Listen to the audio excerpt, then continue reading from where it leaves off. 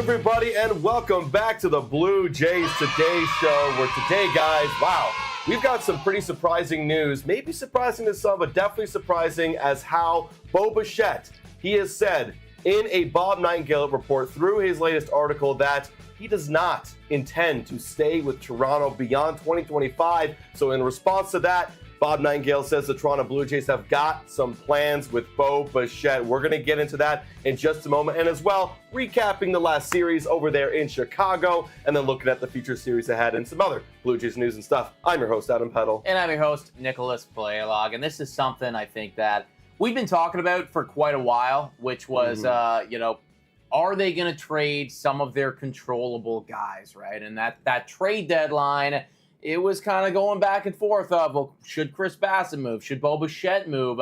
And there was starting to be a little bit of, momentum towards a Bo Bichette trade. And then, of course, he got injured and all momentum went out the window because nobody's going to trade for somebody who was literally on the IL. But now hearing this, the fact that he has no intention of coming back to Toronto when he hits the free agency market, which will not be this offseason, but will be next offseason, it kind of makes your decision really easy if you're the Toronto Blue Jays. It's, all right, well, we either keep you for a year and hope that you're going to take us to the promised land and be good and be competitive again, right? Because that is still an option. You could still hold on to him and then just let him walk.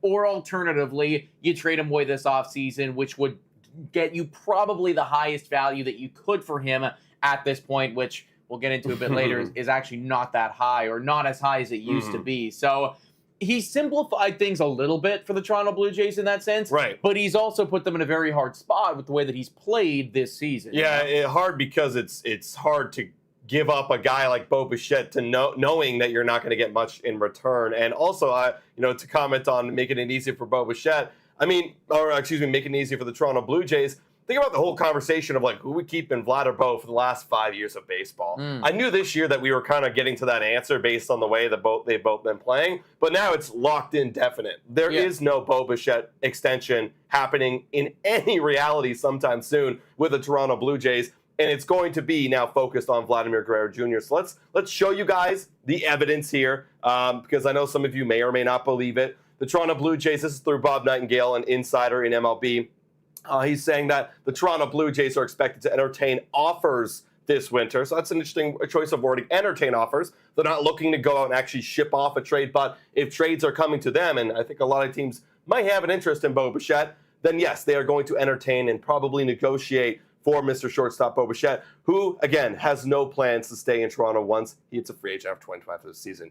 You brought up a nice point there, Nick, where, we're trying to be competitive in 2025, and there is a reality with Bo Bichette. But if you do trade Bo Bichette, and you still want to compete, is that going to kind of hurt the chances, I guess, of the Toronto Blue Jays? And you know what I mean? Well, it really all depends on which Bo Bichette you think that you're going to get, because the guy that we've seen this year has been frankly atrocious. Definitely don't want to cheer at that. He's been very bad. That was a little slip there, guys.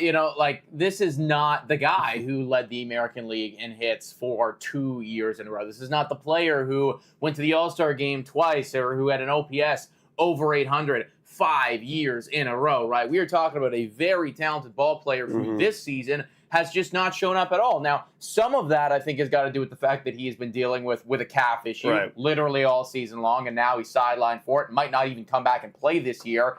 We can talk about whether or not it's a good idea for him to do that or not. I really have no idea at this point, but we might not even see him anymore. But up until this point, he's got a negative .3 WAR. He's got an OPS under 600. There's no power. There's hardly any on base. And you got to wonder, well, how much was it the injury? How much was it the fact that you clearly don't want to be here anymore, that your relationship with the Toronto Blue Jays management is fractured and you want to go?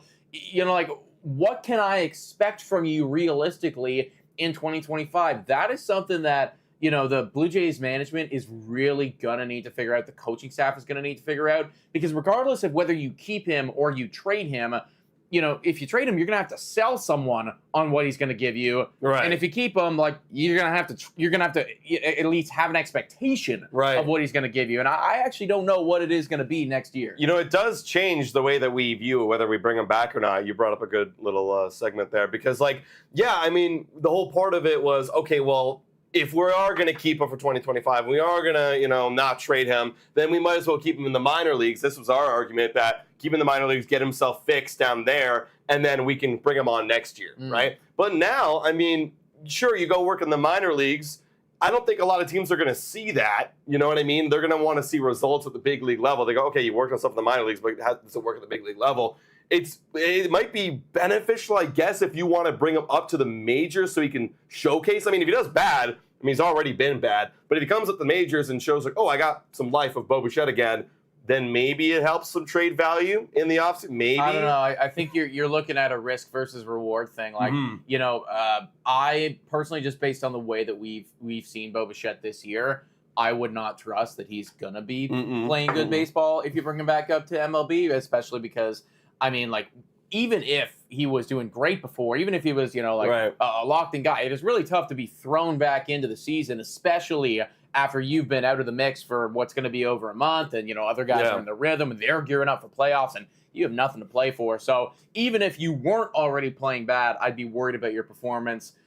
I don't know, man. Like, I don't even know if I want to risk the injury anymore for Bo Bichette, because, like, God forbid he comes up to the show, he's playing hard, and then, oh shit, now it's a really serious injury, and you just can't do anything with him at all this offseason. Like, I think you almost got to hedge your bets right now and just, like, you know what, shut him down. Like, the value's already low. I would argue it still could get lower, and I think it would if you showcase him off anymore. Right. Hey, I mean, it is an unfortunate predicament for the Blue Jays, but I actually want to bring up one thing while you're just talking there. I just thought about this. I actually haven't really put it into pictures. We've been working on it. We've been cutting posts on this whole story, but think about the fans right now, actually. I mean, you guys let us know in the chat, who are in the YouTube chat, and comment on our Instagram post. Like, go DM us your thoughts, guys. But how do you feel? I made a Twitter post, like, asking everybody how you feel. Like, this guy literally came out and said, and he's still under contract for another year, that I don't want to stay here after 2025. I mean, that he said it through the grapevine. So we still got to preface that. It is through Bob Nightingale. But I don't feel very happy right now, even though I know he's supposed to get traded, and I kind of wanted him gone anyways. But he's given up on the team, and this almost like locks it in for me that it was all speculation before. Maybe it is still a little bit of speculation, but this almost confirms it that, yeah, you straight up don't want to be here. If he does come back and play in 2025, like, am I gonna like this guy? I don't know. I don't know how to feel. You guys let me know. I'll tell you right now, man. I'm looking at our Instagram post. We posted a picture about this, just like relaying the news. We got Bella.Scanga right here, 47 likes on it, saying good, we don't want it. We got Dust right here with an 86 likes on this, saying I'd rather have Vladdy anyways. Hopefully they extend him. Bo just seems checked out. I'm seeing a lot of negative. I mean, there's a lot of people here that is kind of over Bo Bichette at this point. Right. And I do understand that. I love Bo. I have his jersey. I'm gonna tell you guys all the time. Like, he's definitely one of, or at least was one of my favorite players. But yeah, like, how can you not be frustrated with what you've heard recently from him? Like, all we've heard is how you don't really want to be here anymore. How when I watch your at-bats, it feels like you're not even fucking trying anymore. Like, you look so checked out. Obviously, that's speculation, but I mean, come on, we can connect the dots here, right? Like, there is clearly a disconnect from you and this team at this point. Where that happened, how that relationship got fractured, that is something that the management is going to need to figure out, because clearly, either he pissed them off or they pissed him off, or something went wrong something went down there where it's like you didn't invest enough time in Bo Bichette, because Guerrero's super happy. Bo Bichette is the complete fucking opposite at this point. So what transpired there? Somebody's got to figure that out so it doesn't happen again to whomsoever that next person is going to be. But he doesn't want to be here anymore, so obviously a lot of fans are frustrated with it. I kind of hope for our sake as fans and as the Blue Jays management, and for Bo, I guess, at this point, that he doesn't return back in 2025. Because I'm picturing him walking up to the plate at the Rogers Center, not giving a crap, swinging at 3 pitches out of the zone, striking out, walking back to the bench, and then booze coming down. I don't think that's going to be a healthy relationship for anybody. So I think for the best thing that they need to do is they actually do need to get this done this offseason. Well, I wouldn't be surprised at all, man, if you hear a trade request, actually, right? Because I say that, I think it's building. Yeah, exactly, right? Like, you're now at a point where that is not going to come out of left field at all. We've already said that, he wouldn't, or he's already come out and said, this is literally words from his mouth, that he would not be surprised if a trade happened. This was before the trade deadline. He then went out and, was saying to, I think, some of his close friends that he would welcome a trade away from the Toronto Blue Jays. And now we're hearing from Bob Nightingale that he is absolutely not going to be signing an extension with the Toronto Blue Jays or coming back after 2025, and they are going to be entertaining a trade offer. Like, at this point, you've had all of those kind of rungs on the ladder to get to the point where, all right, Bo Bichette has requested a trade. Now he's going. Like, at this point, it's grounded in reality. I think it's probably going to happen. You know what's wild is we're starting to see some more storylines getting built here as we go into the offseason. We have the Vladdy storyline of getting an extension. We have who are we going to sign that's going to make this team competitive, and then it's where's Bo Bichette going to get traded? Right. And how much are we going to get in return? Those are some major stories. Oh, and I totally forgot. Ross Atkins getting fired, but I feel like that one's kind of cooled off a bit. Not to derail the conversation, but we've got some major big changes going down this offseason for the Blue Jays. Yeah, and I mean, this is obviously going to be a very big decision, right? Like, you're talking about Ross Atkins and, how much leeway does he have with this team? Are we going to let him trade away Bo Bichette? Like, we've been kind of talking the whole time being like, well, like, that's part of the core. If he trades those guys away, like, isn't that him throwing in the towel on what he built? I don't know. Maybe, right? Like, you could argue that the way that whatever this Bo Bichette situation was handled, it was handled wrong, because clearly he's fucking pissed off and he's playing like ass, and now you're going to take a loss on him. You are going to take a loss here. Like, you're not going to get him, or you're not going to get a return for what he would have been doing a year prior. Because if you would have traded Bo Bichette this past offseason, holy mother of God, like, so much. The prospect system is completely recouped. That is not going to be the case anymore at all, everybody. So this was mismanaged by Ross Atkins. But, yeah, I mean, like, what do you, I guess, like, do you let him do it? Do you not let him do it? How does that happen? That's going to be a big question, too. Yeah. And you know what? JP here saying some facts right now. I will agree, saying, boys, everyone wants to throw him under the bus, but I wouldn't want to stay on a AAA ball club run by an incompetent management. You have a point. Vladdy does, though. Vladdy does, and he's the best player on the field. Maybe because you're having success, he likes it, and he grew up here in the city, or not city, in the country of Canada. So maybe there's a bit of different bias, but it's not wrong. I mean, if you want to go play a winning ball club, this isn't going to be one probably for the next couple years. And also, too, I totally agree with what Carl's saying here, is that a lot of people's judging Bo without hearing the full story. What if it's the upper management that screwed up? And you completely agree, right? We don't know those internal conversations, and we can also understand the frustration that I'm sure a Bo Bichette is feeling right now with everything that's happened. Like, he, just like us, has been effectively lied to by the management. Like, we were supposed to be a competitive team. There was a lot of moves that were supposed to happen, a lot of things that were supposed to take in place. He obviously knows that internal organization way better than any of us. So, all of the kind of rot and cancer that we are speculating on in that building, he's got the body. Like, he knows where the bodies are buried. He knows everything. He's got the dirt on everybody. He could spill the tea. So, like, you're right. We don't know exactly how his situation was managed, so I can fully understand where he's coming from. It still hurts to hear as a fan, though. Absolutely. And you know what? Thinking about just Bo Bichette, and we sometimes forget that these players are just human beings. And when you have players come up through a system, through a team, and then to have your management trade away the guys that you played around for the first beginning of your year, like I'm talking Teoscar, I'm talking Loris, you just trade all these guys away, and then you continue to lose. It's like, well, this doesn't feel right. You know what I mean? Like, we had a good thing going here, and then you just you threw it all away, and then you're not doing anything to change. So maybe there's a part of that. Part of it, we're talking about mismanagement. Yeah, sure. So yeah, I mean, I can't blame him, but it, again, like, I will agree, to put a cap on this conversation, it doesn't feel good, and I'm worried about the kind of response that he's going to get in this upcoming season if he continues these negative remarks against the city. I'll tell you right now, everybody, I'm going to have a video coming out tomorrow just looking a little bit deeper as to exactly what type of return we can expect for Bo Bichette. But I personally do not think it's going to be that much, everybody. Like, looking at some of the comparisons that you can make around the league, when you're dealing with a player who is extremely injury-riddled, who's coming off of the worst year of their career by a mile, and who only has 1 year left on his deal, and on top of that, has given his current team absolutely no leverage to work with, because, I mean, it is trade him or let him walk and get a compensation pick. Like, that's all it is. You don't have any luxury of walking away from the table and being like, well, you know what, we can extend him. There is none of that. You know, like you want to get rid of him. You want to offload him. So they have absolutely no leverage at all. Don't get your hopes up here, folks, about the type of return. Like, I would go so far to argue that I think that we are going to see a bigger return from the Yusei Kikuchi deal than we might see from this Bo Bichette deal. Agreed. All right, now one more transition while we're on this Bo conversation. Who's going to play shortstop then? Yes, of course. You know what I mean? Right? I saw someone in the chat saying, well, Willie Adames is a free agent. Sure, we can go get one. Shout out to Agro with the subscription, guys. Throw in a W in the chat for Agro.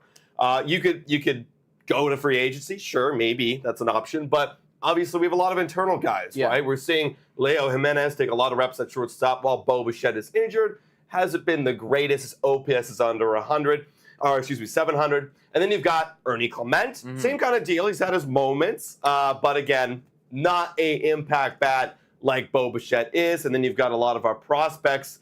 What is the strategy, I guess, moving forward in a reality where Bo Bichette isn't the shortstop in 2025? It's going to be a tough situation to navigate. I'm just pulling up right now all of the free agent shortstops. That's what I thought. It's effectively Willie Adames and then a very steep drop-off after that. Now, however, Ha-Seong Kim, there is a mutual option there. Maybe he doesn't take it. Maybe he does. We're not sure about that.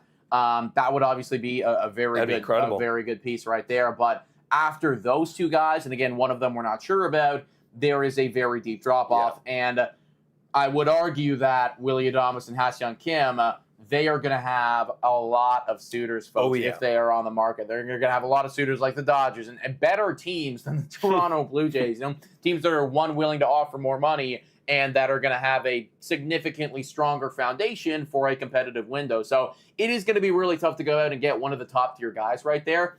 I could see the Toronto Blue Jays going out and buying a whoever, you know what I mean? Like a literally Kike Hernandez type guy, just to fill in the gap. Because when you're looking at some of these other players, like, yes, I'm excited about Leo Jimenez. He is one of our top prospects, and he's been taking a lot of the reps there. But so far, I mean, he's not, tearing the top off the baseball or really like exciting a bunch of people. He could one day, but are you really willing to slot him in as your starting guy, at the beginning of the season and have him ride out the whole year? Maybe not. Maybe you want an additional piece right there. And similarly, look at the prospect system. I mean, I know that Arjun Namala is very exciting. Many years we are away. looking years from now, folks. Years and years and years. So it's not like we have other than a Leo Jimenez kind of locked in guy right now, and even him, it's like I don't know. It's one of those areas, and I brought this up before, very similarly to the catching position, where we've been so blessed to have a locked in shortstop every single day.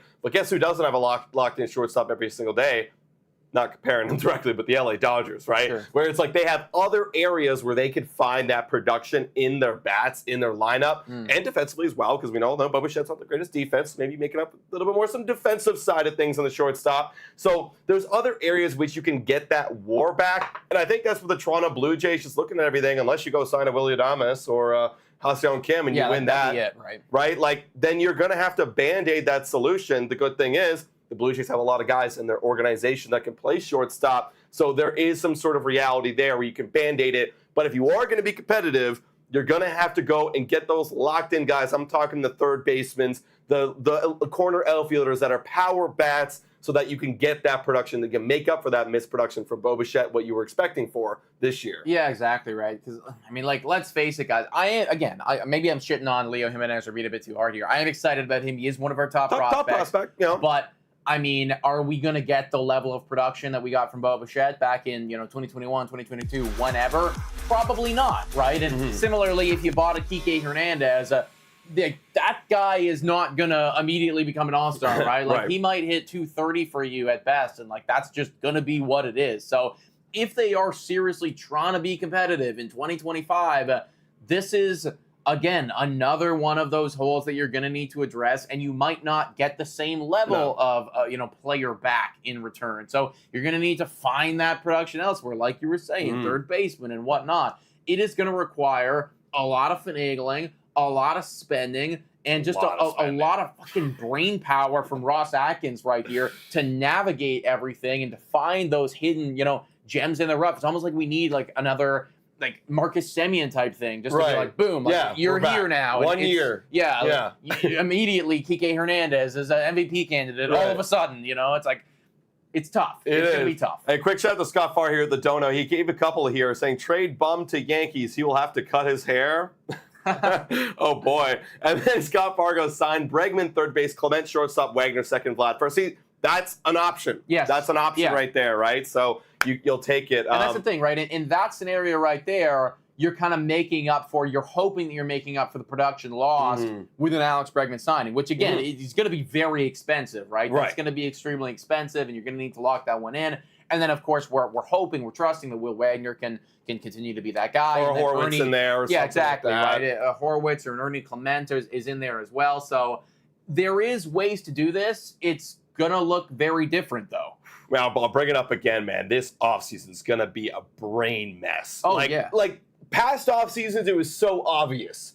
Go get free agents. Go sign free agents, make a trade or two here, done. This offseason, you got to deal with management jobs. You got to deal with extensions. You got to deal with trading your star player. You got to deal with spending the most money you've ever spent to get back into a competitive level in every single area. It is going to be a mess. And from a content creator side of things, I'm actually excited to cover this offseason with y'all. Right. But damn, is it going to be a brain F. Yeah. Big brain F. No, of course, man. Of course. And it is very tough to be a fan right now. Speaking of that offseason, though, and one of the top priorities, I mean, you got a Bo Bichette trade right there, but right next to that, arguably even more important, is a Vladimir Guerrero Jr. extension. And this was also something that was brought up by Bob Nightingale in that same article. Effectively, he started out by saying, Bo Bichette, he's not going to want to stay here anymore. They're going to be entertaining a trade. Well, Vladimir Guerrero Jr., complete opposite of that. He will be a free agent after the 2025 season, but the Blue Jays want to try signing him before he hits free agency. Now, this is very exciting to me. This is something that we needed to hear because the last thing that we heard, literally straight from fucking Ross Atkins' mouth, was,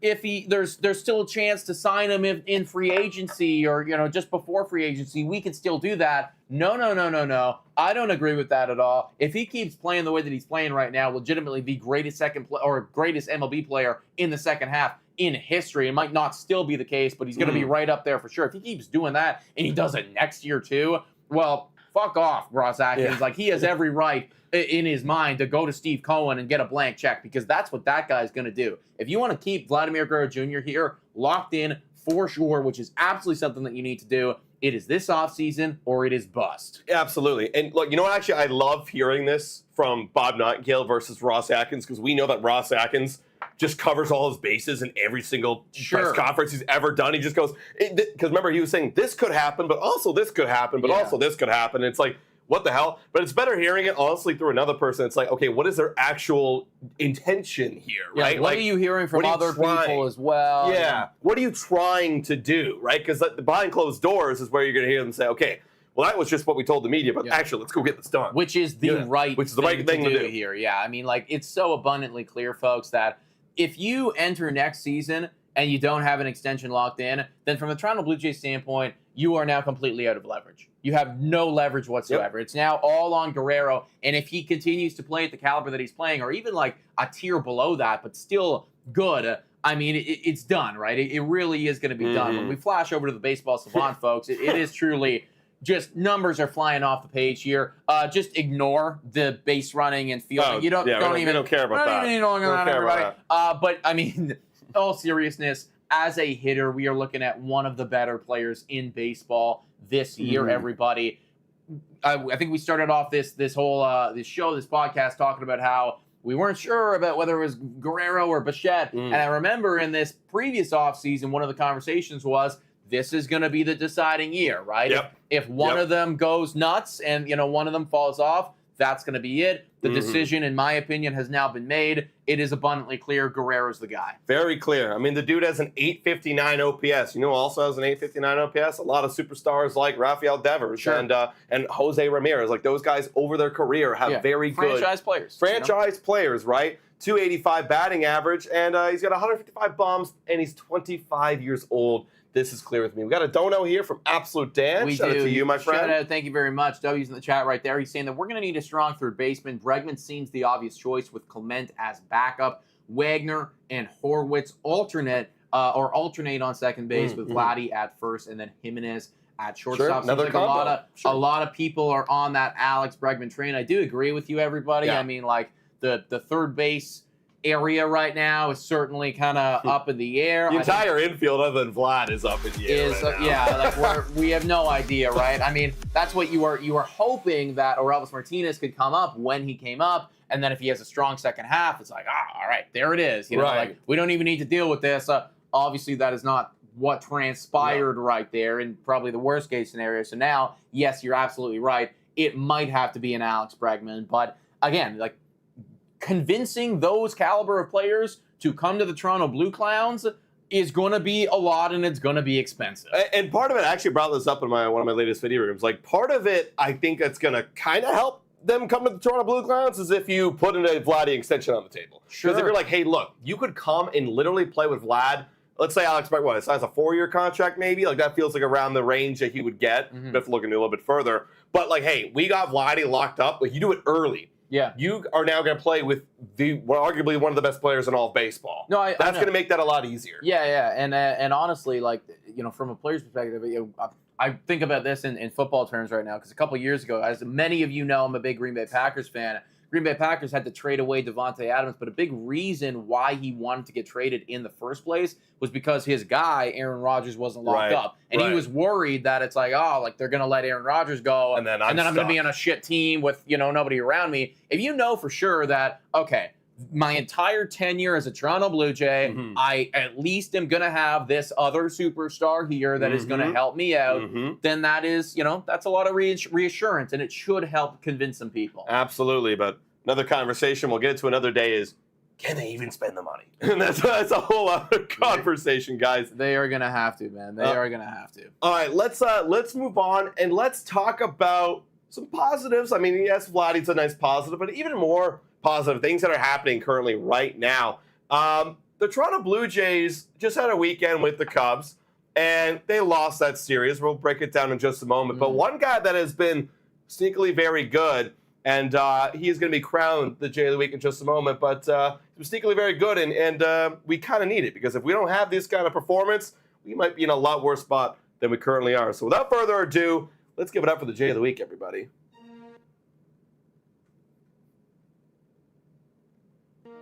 Jay of the Week. The audio's been doing some weird stuff, but can anyone take a guess on who it is? Take a moment.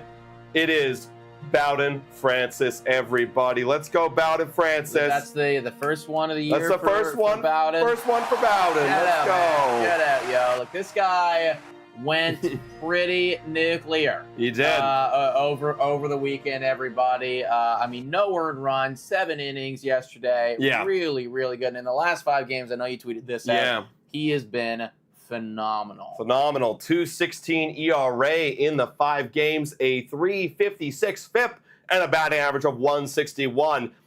This is ever since coming up from AAA as well. It feels like he's actually using his splitter. Remember, that was like a whole pitch he brought in earlier. Now he's actually using it more effectively.